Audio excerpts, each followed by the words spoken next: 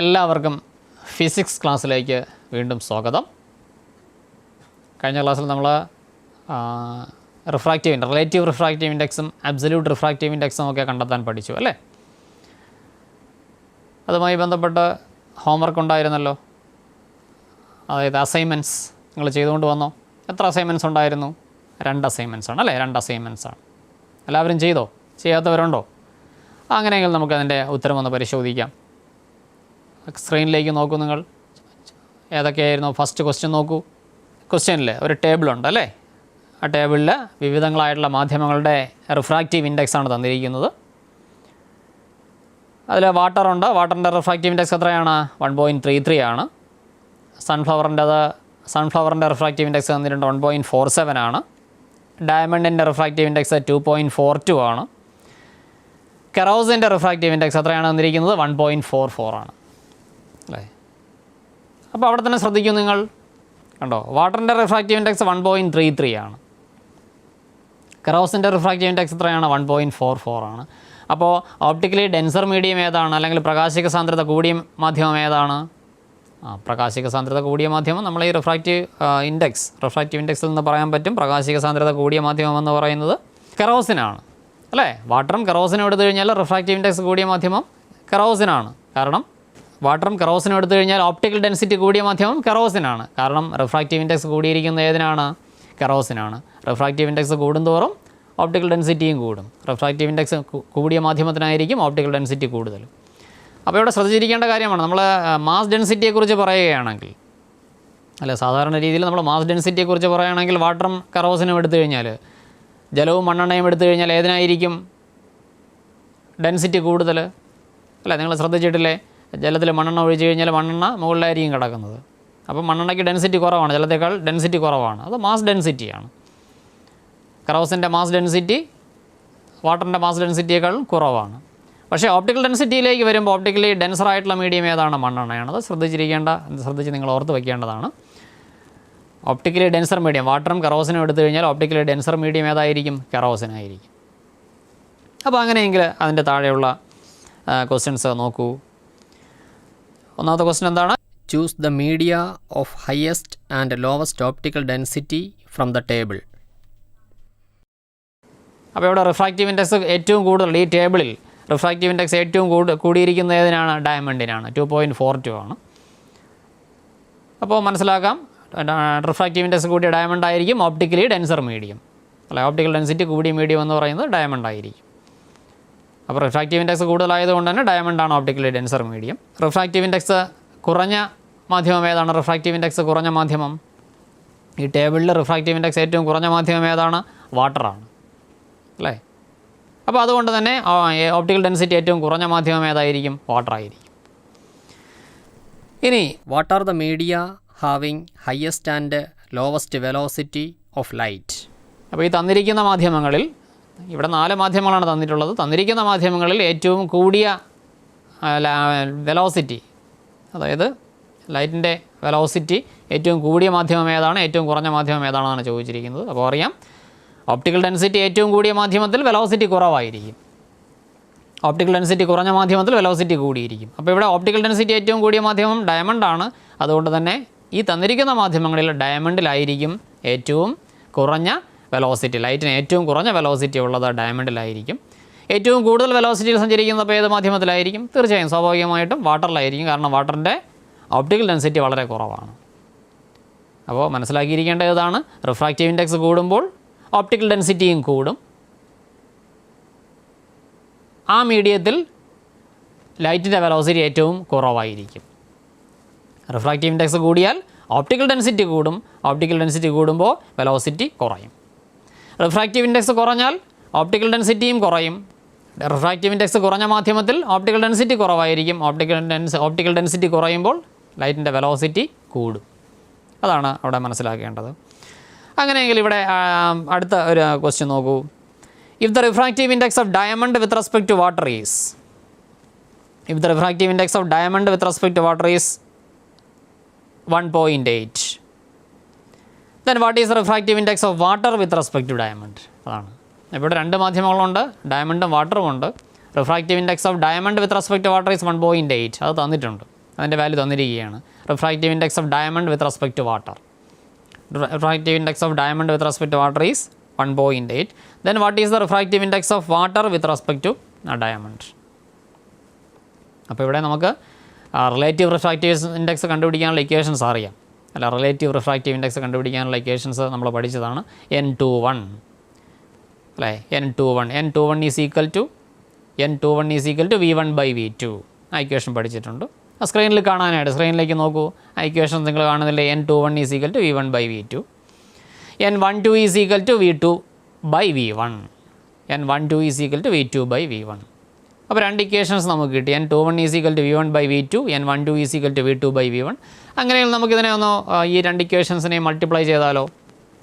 ഒന്ന് മൾട്ടിപ്ലൈ ചെയ്ത് നോക്കൂ. അപ്പോൾ എന്ത് കിട്ടും? N21 into N12 is equal to V1/V2 into V2/V1. അങ്ങനെയല്ലേ കിട്ടുന്നത്? V1/V2 ഇൻറ്റു V2/V1 എന്നാണ് കിട്ടുന്നത്. സ്ക്രീനിലേക്ക് നോക്കിക്കഴിഞ്ഞാൽ സ്ക്രീനിൽ നിങ്ങൾ കൃത്യമായിട്ട് കാണാൻ പറ്റുന്നുണ്ട്. N21 into N12 is equal to V1/V2 into V2/V1. അങ്ങനെയെങ്കിൽ N21 ഇൻറ്റു N12 എത്ര കിട്ടും? അവിടെ V1ഉം V2 എല്ലാം ക്യാൻസൽ ചെയ്ത് പോകുമല്ലോ. Then we get N21 into N12 is equal to 1 എന്നാണ് കിട്ടുന്നത്. ഒരു കോൺസ്റ്റൻ്റ് ആണ് അല്ലേ. അപ്പോൾ N21 ഈസ് ഈക്വൽ ടു എങ്ങനെ എഴുതാം? N21 is equal to 1/N12 എന്ന് എഴുതാം. 1/N12. അപ്പോൾ N21 is equal to 1/N12 ആണ്.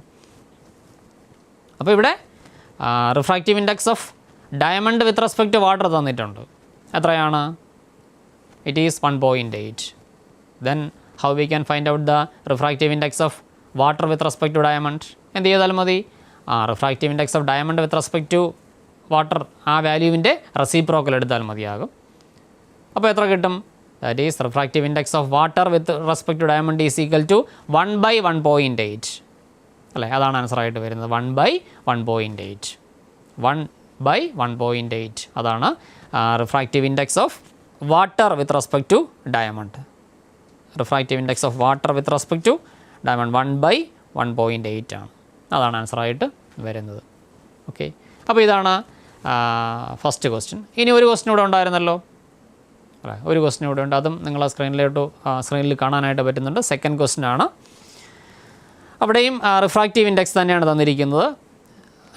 കുറേയധികം മാധ്യമങ്ങളുണ്ടല്ലേ. വാട്ടറിൻ്റെ റിഫ്രാക്റ്റീവ് ഇൻഡെക്സ് തന്നിട്ടുണ്ട്. അതുപോലെ തന്നെ സൺഫ്ലവർ ഓയിലിൻ്റെ റിഫ്രാക്റ്റീവ് ഇൻഡെക്സ് തന്നിട്ടുണ്ട്. 1.47 എന്നാണ് തന്നിരിക്കുന്നത്. പൈറക്സ് ഗ്ലാസിൻ്റെ റിഫ്രാക്റ്റീവ് ഇൻഡെക്സ് 1.47 ആണ്. ഗ്ലിസറിൻ്റെ റിഫ്രാക്റ്റീവ് ഇൻഡെക്സ് ഉണ്ട്, അതും 1.47 ആണ്. അപ്പോൾ ഇവിടെ എന്ത് ചെയ്യുന്നു? ഇവിടെ ഈ ഗ്ലിസറിൻ, അതുപോലെ തന്നെ സൺഫ്ലവർ ഓയിൽ, വാട്ടർ, ഇവ മൂന്നും 2 ബീക്കറുകളിൽ എടുക്കുന്നു എന്നാണ് പറഞ്ഞിരിക്കുന്നത്. 2 ബീക്കറുകളിൽ എടുക്കുന്നു. എന്നിട്ട് അതിലേക്ക് സാധാരണ ഗ്ലാസ് റോഡും പൈറസ് ഗ്ലാസ് റോഡും താഴ്ത്തി. ഒരു ബീക്കറിൽ സാധാരണ ഗ്ലാസ് റോഡ് താഴ്ത്തി വയ്ക്കുന്നു, മറ്റൊരു ബീക്കറിൽ പൈറസ് ഗ്ലാസ് റോഡാണ് താഴ്ത്തി വയ്ക്കുന്നത്. അങ്ങനെ താഴ്ത്തി വയ്ക്കുന്ന അവസരത്തിൽ എന്ത് നിരീക്ഷിക്കുന്നു എന്നുള്ളതാണ് ക്വസ്റ്റ്യൻ അല്ലേ. എന്താണ് കാണാൻ കഴിയുന്നത്? അപ്പോൾ ഇവിടെ നമുക്ക് പൈറസ് ഗ്ലാസ് റോഡ് ദൃശ്യമാവില്ല, നമുക്ക് കാണാനായിട്ട് കഴിയില്ല. കാരണം പൈറസ് ഗ്ലാസ് റോഡിൻ്റെ റിഫ്രാക്റ്റീവ് ഇൻഡെക്സും അപ്പോൾ ഇവിടെ ക്വസ്റ്റ്യൻ ഇതാണ്. ഗ്ലിസറിൻ, സൺഫ്ലവർ ഓയിൽ, വാട്ടർ, ഇവ 2 ബീക്കറുകളിലായിട്ട് ക്രമമായിട്ട് എടുത്തിരിക്കുന്നു. ഇതിലേക്ക് ഒരു ബീക്കറിൽ പൈറസ് ഗ്ലാസ് റോഡും മറ്റൊരു ബീക്കറിൽ സാധാരണ ഗ്ലാസ് റോഡും താഴ്ത്തി വയ്ക്കുന്നു. അങ്ങനെ താഴ്ത്തി വയ്ക്കുമ്പോൾ എന്ത് നിരീക്ഷിക്കും? സാധാരണ ഗ്ലാസ് റോഡ് നമുക്ക് ഒബ്സർവ് ചെയ്യാനായിട്ട് പറ്റും. 2 സാധാരണ ഗ്ലാസ് റോഡ് പൂർണ്ണമായിട്ട് നമുക്ക് കാണാനായിട്ട് പറ്റും. പക്ഷേ പൈറസ് ഗ്ലാസ് റോഡ് പാർഷ്യലായിട്ട് മാത്രമേ കാണാൻ പറ്റുള്ളൂ. കാരണം ഗ്ലിസറിനും സൺഫ്ലവർ ഓയിലും വരുന്ന ഭാഗത്ത് പൈറസ് ഗ്ലാസ് റോഡിനെ ഒബ്സർവ് ചെയ്യാനായിട്ട് പറ്റില്ല. കാരണം ഗ്ലിസറിൻ്റെയും പൈറസ് ഗ്ലാസ് റോഡിൻ്റെയും സൺഫ്ലവർ ഓയിലിൻ്റെയും റിഫ്രാക്റ്റീവ് ഇൻഡെക്സ് സെയിം ആയതുകൊണ്ടാണ്. പക്ഷേ ഗ്ലാസ് റോഡിൻ്റെ റിഫ്രാക്റ്റീവ് ഇൻഡെക്സ് എന്ന് പറയുന്നത് തീർച്ചയായും ഗ്ലിസറിൻ്റെയും സൺഫ്ലവർ ഓയിലിൻ്റെയും ഒക്കെ റിഫ്രാക്റ്റീവ് ഇൻഡെക്സിൽ നിന്ന് വ്യത്യസ്തമായതിനാൽ ഗ്ലാസ് റോഡ് നമുക്ക് എല്ലാ ഭാഗത്തും ഒരുപോലെ കാണാനായിട്ട് പറ്റും. പക്ഷേ പൈറസ് ഗ്ലാസ് റോഡ് പാർഷ്യലായിട്ട് മാത്രമേ നമുക്ക് ഒബ്സർവ് ചെയ്യാനായിട്ട് പറ്റുള്ളൂ. ഇതാണ്. ഇനി നമുക്കൊരു പരീക്ഷണം ചെയ്ത് നോക്കാം. ഇവിടെ ഈ ബോട്ടിലിൻ്റെ കുറച്ച് ഭാഗം വെള്ളം നിറച്ചിട്ടുണ്ട്. അതിന് മുകൾ ഭാഗത്ത് പുക നിറച്ചിട്ടുണ്ട് കേട്ടോ. ഈ ലേസർ ടോർച്ച് ജലത്തിലേക്ക് പ്രകാശിപ്പിക്കുമ്പോൾ കണ്ടോ, ജലത്തിൽ നിന്ന് വായുവിലേക്ക് കടക്കുന്ന അവസരത്തിൽ അപവർത്തനം സംഭവിക്കുന്നില്ലേ? ജലത്തിൽ നിന്ന് വായുവിലേക്കാണ് ഇപ്പോൾ ലേസർ ടോർച്ച് പ്രകാശിപ്പിച്ചിരിക്കുന്നത്. അപ്പോൾ അപവർത്തനം സംഭവിക്കുന്നു. നിങ്ങൾക്ക് അവിടെ അപവർത്തന കോൺ കാണാൻ പറ്റും. അതായത് അപവർത്തന രശ്മിക്കും നമ്മൾ നോർമലായിട്ട് സങ്കല്പിച്ച ഒരു ഈർക്കിലിനെ വെച്ചിട്ടുണ്ട്. അതിനിടയ്ക്കുള്ള ഒരു ആംഗിൾ നിങ്ങൾക്ക് കൃത്യമായിട്ട് കാണാനായിട്ട് പറ്റും. ഇനി ഞാൻ ഇവിടുത്തെ പതനകോൺ കൂട്ടിക്കൊണ്ടുവരികയാണ്. പതനകോൺ കൂട്ടിക്കൊണ്ടുവരുന്ന അവസരത്തിൽ നോക്കൂ, കണ്ടോ, പതനകോൺ കൂട്ടിക്കൊണ്ടുവരുമ്പോൾ ഇപ്പോൾ പ്രകാശരശ്മി ജലോപരിതലത്തിൽ കൂടി സഞ്ചരിക്കുന്നുണ്ടല്ലോ. അങ്ങനെ ജലോപരിതലത്തിൽ കൂടി സഞ്ചരിക്കുന്ന അവസരത്തിൽ ഈ ലേസർ ബീം സഞ്ചരിക്കുന്ന അവസരത്തിൽ എത്രയാണ് അപവർത്തന കോൺ? പറയാമോ? എത്രയാണ് അപവർത്തന കോൺ? എത്ര ഡിഗ്രിയാണ് ഇപ്പോൾ? 90 ഡിഗ്രിയാണ് അല്ലേ? ഇനി വീണ്ടും ഞാൻ പതനകോൺ കൂട്ടിക്കൊണ്ടുവരുന്ന അവസരത്തിൽ എന്ത് സംഭവിക്കുന്നു നോക്കൂ. വീണ്ടും പതനകോൺ കൂട്ടിക്കൊണ്ടുവരുന്ന അവസരത്തിൽ ഇപ്പോൾ അപവർത്തനം സംഭവിക്കുന്നുണ്ടോ? അപവർത്തനമുണ്ടോ? ഇപ്പോൾ അപവർത്തന രശ്മി ഉണ്ടോ? അതായത് വായുവിലേക്ക് പ്രകാശം വരുന്നുണ്ടോ? ഇല്ല. പകരം പ്രകാശം മുഴുവൻ തിരിച്ച് ജലത്തിലേക്ക് തന്നെ പ്രതിപതിച്ച് വരുന്നതായിട്ടാണ് കാണാനായിട്ട് കഴിയുന്നത് അല്ലേ? ജലത്തിലേക്ക് തന്നെ പ്രകാശം മുഴുവൻ ജലത്തിലേക്ക് തന്നെ പ്രതിപതിച്ച് വരുന്നതായിട്ട് കാണാനായിട്ട് പറ്റും. അപ്പോൾ ഇവിടെ നമ്മൾ പതനകോൺ കൂട്ടി വന്ന സമയത്താണ് എന്ത് സംഭവിച്ചത്? പ്രകാശരശ്മി ജലത്തിലേക്ക് തന്നെ പ്രതിപതിച്ച് വന്നത്. ഇപ്പോൾ എത്രയാണ്? ഇപ്പോൾ സർഫസിലൂടെയാണ് സഞ്ചരിക്കുന്നത് അല്ലേ? സർഫസിലൂടെയാണ് സഞ്ചരിക്കുന്നത്. ആ സമയത്തെ അപവർത്തന കോൺ എത്രയാണ്? 90 ഡിഗ്രിയാണ്. അപ്പോൾ ഇവിടെ അപവർത്തന കോൺ 90 ഡിഗ്രി ആകുമ്പോഴുള്ള പതനകോണിൻ്റെ ആംഗിൾ ഓഫ് ഇൻസിഡൻസ് ഒരു പർട്ടിക്കുലർ വാല്യൂവിൽ വന്നപ്പോഴാണ് ആംഗിൾ ഓഫ് റിഫ്രാക്ഷൻ 90 ഡിഗ്രി ആയത്. അപ്പോൾ ആംഗിൾ ഓഫ് റിഫ്രാക്ഷൻ 90 ഡിഗ്രി ആകുമ്പോഴുള്ള ആ ഒരു ആംഗിൾ ഓഫ് ഇൻസിഡൻസിന് പറയുന്ന പേര് ക്രിട്ടിക്കൽ കോൺ എന്നാണ് പറയുന്നത്. അതാണ് ക്രിട്ടിക്കൽ കോൺ.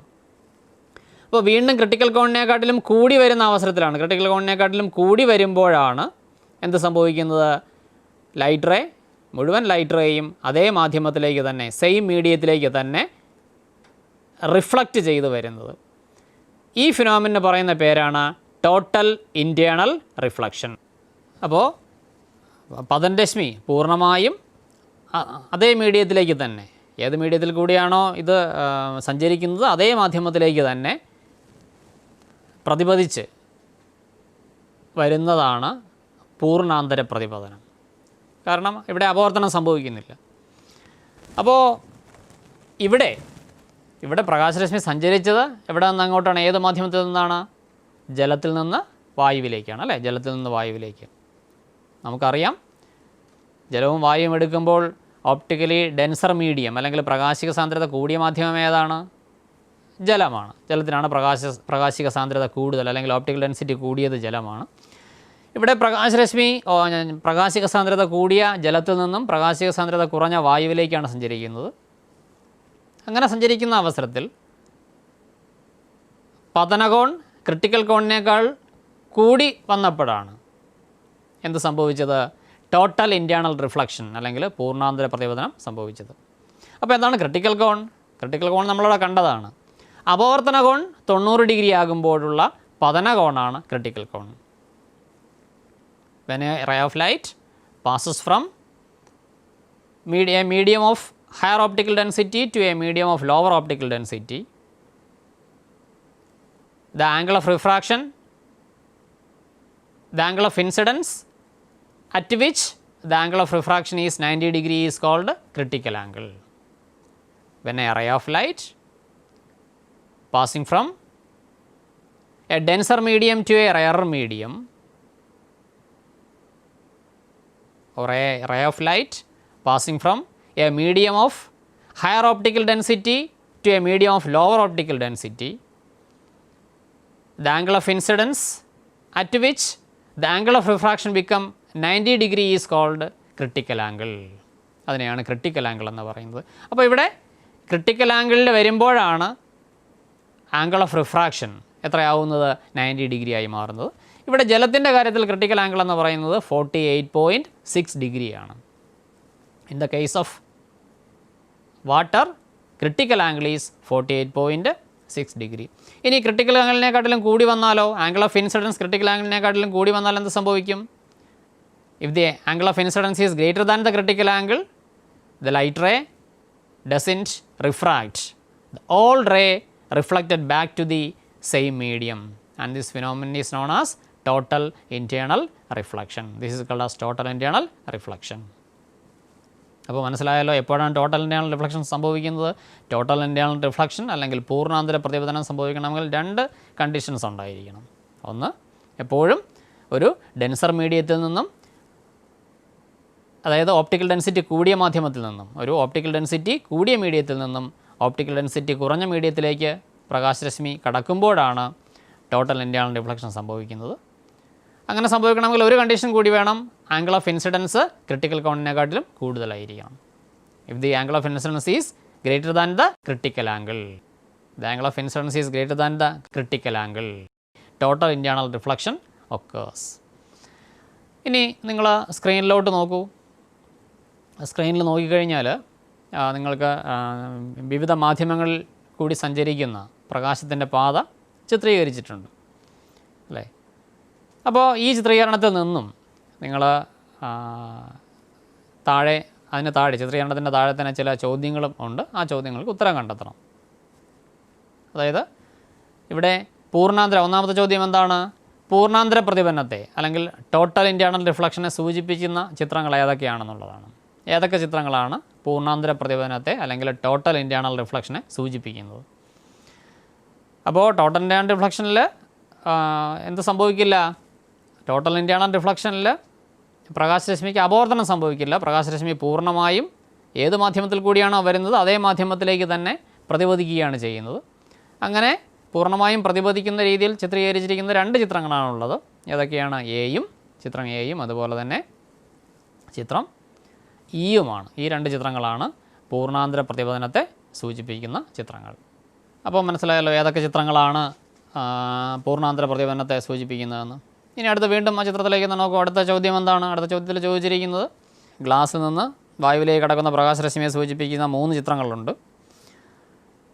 അപ്പോൾ ഇതിലിവിടെ ചോദ്യമെന്ന് പറയുന്നത് ഗ്ലാസിൻ്റെ ക്രിട്ടിക്കൽ കോൺ എത്രയാണെന്നാണ്. നമുക്കറിയാം ക്രിട്ടിക്കൽ കോണിലായിരിക്കുമ്പോൾ, പതനകോൺ ക്രിട്ടിക്കൽ കോണിന് തുല്യമായിരിക്കുമ്പോൾ അപവർത്തന കോൺ എത്രയായിരിക്കും? 90 ഡിഗ്രി ആയിരിക്കും. അതാണ് ഓർക്കേണ്ടത്. പതനകോൺ ക്രിട്ടിക്കൽ കോണിന് തുല്യമായിരിക്കുമ്പോൾ അപവർത്തന കോൺ 90 ഡിഗ്രി ആയിരിക്കും. അപ്പോൾ ഇവിടെ അപവർത്തന കോൺ 90 ഡിഗ്രി ആവുന്ന ഒരൊറ്റ ചിത്രമേ ഉള്ളൂ.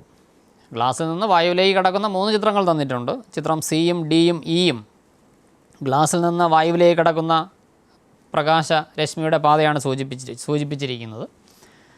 പക്ഷേ അപവർത്തന കോൺ 90 ഡിഗ്രി ആവുന്ന ഒരൊറ്റ ചിത്രമേ ഉള്ളൂ. അത് ചിത്രം ഡി ആണ്. അപ്പോൾ നമുക്ക് മനസ്സിലാക്കാം ഗ്ലാസിൻ്റെ ക്രിട്ടിക്കൽ കോൺ 42 ഡിഗ്രിയാണ്. ഗ്ലാസിൻ്റെ ക്രിട്ടിക്കൽ കോൺ 42 ഡിഗ്രി ആകുമ്പോഴാണ്, അല്ലെങ്കിൽ പതന കോൺ 42 ഡിഗ്രി ആകുമ്പോഴാണ് അപവർത്തന കോൺ എത്രയാവുന്നത്? 90 ഡിഗ്രി ആയി മാറുന്നത്. അപ്പോൾ ഇവിടെ ഗ്ലാസിൻ്റെ ക്രിട്ടിക്കൽ കോൺ എന്ന് പറയുന്നത് എത്രയാണ്? 42 ഡിഗ്രിയാണ്. മുൻപ് എക്സ്പെരിമെൻറ്റ് ചെയ്തപ്പോൾ തന്നെ നമ്മൾ പറഞ്ഞതാണ്. നമ്മൾ ജലത്തിൽ നിന്ന് വായുവിലേക്ക് കടക്കുന്ന പ്രകാശരശ്മിയാണ് അവിടെ കണ്ടത്. അവിടെ ടോട്ടൽ ഇൻറ്റേർണൽ റിഫ്ലക്ഷൻ സംഭവിക്കുന്നത് 48.6 ഡിഗ്രിയിൽ കൂടി വരുന്ന സമയത്താണ് അല്ലേ? അതായത് ക്രിട്ടിക്കൽ കോൺ ജലത്തിൻ്റെ ക്രിട്ടിക്കൽ കോൺ എന്ന് പറയുന്നത് 48.6 ഡിഗ്രിയാണ്.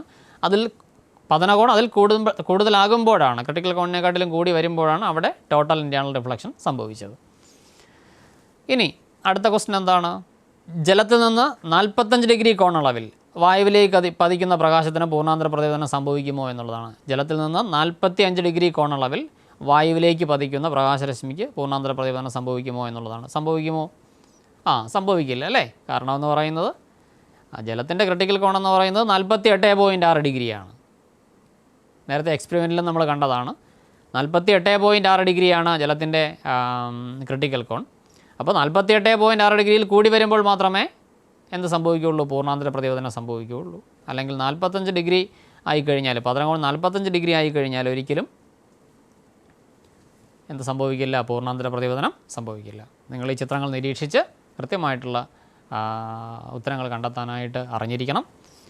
അപ്പോൾ 2 കാര്യങ്ങളാണ് നമ്മളിവിടെ പഠിച്ചത്: ക്രിട്ടിക്കൽ കോണും പൂർണ്ണാന്തര പ്രതിപതനവും. ക്രിട്ടിക്കൽ കോണിനെക്കാട്ടിലും പതനകോൺ ക്രിട്ടിക്കൽ കോണിനെക്കാട്ടിലും കൂടി വരുന്ന അവസരത്തിൽ മാത്രമാണ് എന്ത് സംഭവിക്കുന്നത്? പൂർണ്ണാന്തര പ്രതിപതനം അല്ലെങ്കിൽ ടോട്ടൽ ഇൻറ്റേർണൽ റിഫ്ലക്ഷൻ സംഭവിക്കുന്നത് അല്ലേ? അപ്പോൾ ഇതാണ് പൂർണ്ണാന്തര പ്രതിപതനം.